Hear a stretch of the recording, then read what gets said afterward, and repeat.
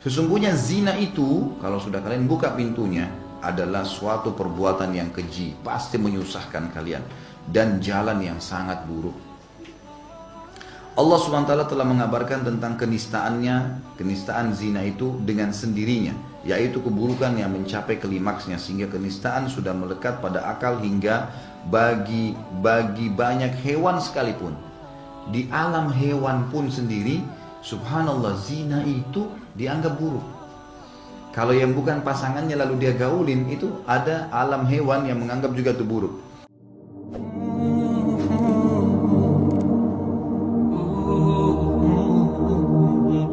Baik, dikatakan di sini oleh beliau, dalam ayat ini Allah SWT menggiring zina, ya, atau menyatukan zina sama syirik dan membunuh jiwa karena beratnya zina itu. Sebagai balasannya Allah menyediakan kekekalan di dalam neraka dalam azab yang berlipat ganda lagi hina selama seorang hamba tidak meninggalkannya. Ia wajib meninggalkannya dengan taubat, iman dan amal saleh. Allah Subhanahu wa taala berfirman dalam surah Isra ayat 32, A'udzu billahi minasyaitonir rajim wa la taqrabuz zina innahu kana fahishatan wa sa'a sabila. Janganlah kalian mendekati zina, jangan dekati zina, bukan jangan buat zina. Jangan dekati, tidak ada upaya untuk itu. Mulai melihat, mulai ngobrol, mulai tegur, tidak perlu. Sesungguhnya zina itu, kalau sudah kalian buka pintunya, adalah suatu perbuatan yang keji, pasti menyusahkan kalian, dan jalan yang sangat buruk. Allah SWT telah mengabarkan tentang kenistaan zina itu dengan sendirinya, yaitu keburukan yang mencapai klimaksnya, sehingga kenistaan sudah melekat pada akal hingga bagi banyak hewan sekalipun. Di alam hewan pun sendiri, subhanallah, zina itu dianggap buruk. Kalau yang bukan pasangannya lalu dia gaulin, itu ada alam hewan yang menganggap juga itu buruk. Itu dinukil dalam riwayat Bukhari dalam sahihnya, bahwasanya Amr bin Maimun al-Audi, ia berkata, ra'aitu fil jahiliyah kirdan zana bi kirdatin fajtama al-qurudu alaihima farajamuha hatta mata. Di masa jahiliyah, ini seorang sahabat radhiyallahu anhu, beliau bercerita dalam riwayat Bukhari, dia bilang, di masa jahiliyah dulu sebelum masuk Islam, aku pernah melihat kera jantan berzina dengan kera betina. Maka kera-kera yang lain berkumpul di depan keduanya lalu merajam keduanya sampai mati. Pernah terjadi, disaksikan oleh sahabat tuh. Jadi dianggap dia melanggar, dilemparin, gitu kan. Kemudian Allah mengabarkan tentang klimaksnya. Permasalahan adalah bahwa ia adalah seburuk-buruk jalan, karena ia adalah jalan kebinasaan, kesengsaraan di dunia, jalan azab dan kehinaan di akhirat. Ya. Menikahi, ya, seperti misalnya puncak zina adalah menikahi istri ayah, adalah zina yang paling buruk. Tentu zina ada tingkatan-tingkatan, ya. Yang paling pertama, yang paling buruk adalah zina dengan mahram. Zina dengan mahram ini paling berat dosanya. Seperti orang ibu sama anak, ayah sama anak, saudara sama saudarinya. Ini kalau terjadi, ini zina yang paling berat nih. Termasuk di dalamnya adalah menikah dengan mantan istri ayah. Ini nggak boleh.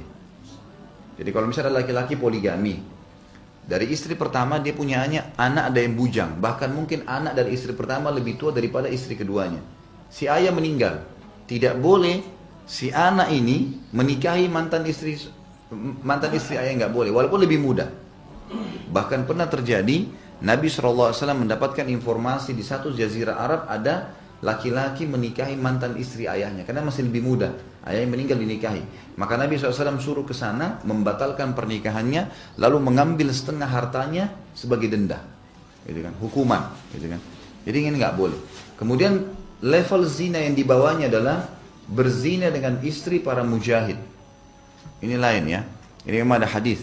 Kata Nabi SAW, siapapun yang mengganggu istri mujahid, suaminya lagi jihad, kemudian dia datang menggodanya, wanita kadang-kadang lemah, mungkin bisa tergoda.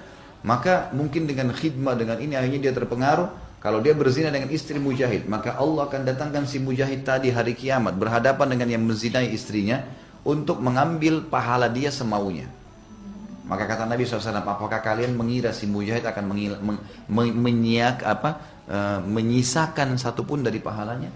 Tanda tanya, tentu tidak, gitu kan. Ini zina yang berat yang kedua. Zina yang ketiga adalah berzina dengan pasangan tetangga. Ini lebih berat, ini berat juga nih. Zina dengan pasangan tetangga.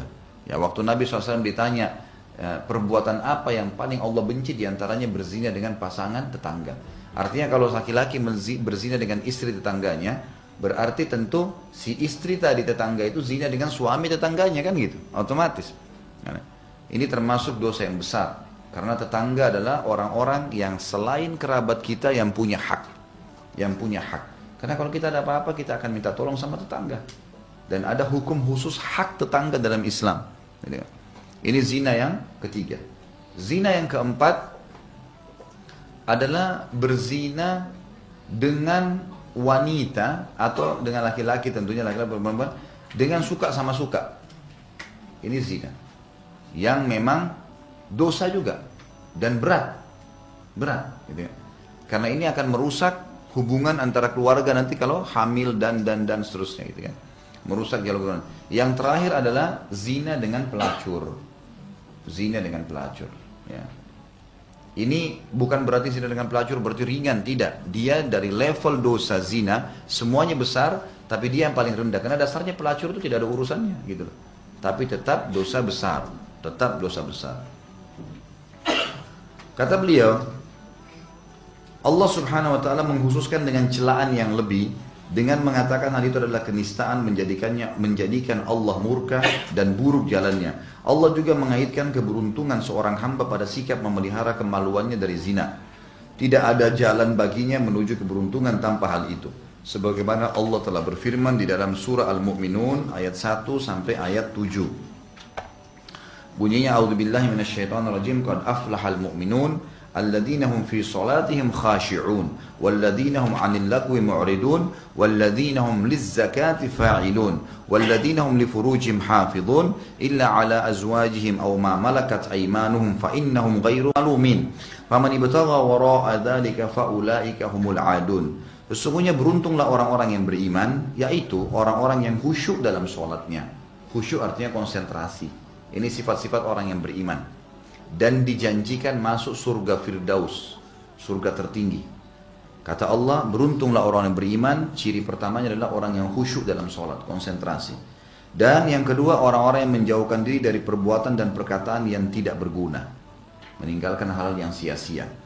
Yang ketiga, orang-orang yang menunaikan zakat. Yang keempat, orang-orang yang menjaga kemaluannya, kecuali pada istri mereka atau budak yang mereka miliki. Budak harta rampasan perang, gitu kan? Karena ada wanita yang dilamar baik-baik, ada harta rampasan perang hamba sahaya yang dia juga boleh nikahi, gitu kan? Tapi tidak sama dengan proses kalau orang menikah dengan wanita yang bebas, bukan dari harta rampasan perang. Kemudian kata Allah, sesungguhnya mereka dalam hal ini tidak tercela kalau mereka melampiaskan biologisnya pada pasangan halalnya. Barang siapa yang mencari yang dibalik itu, maka mereka adalah orang-orang yang melampaui batas.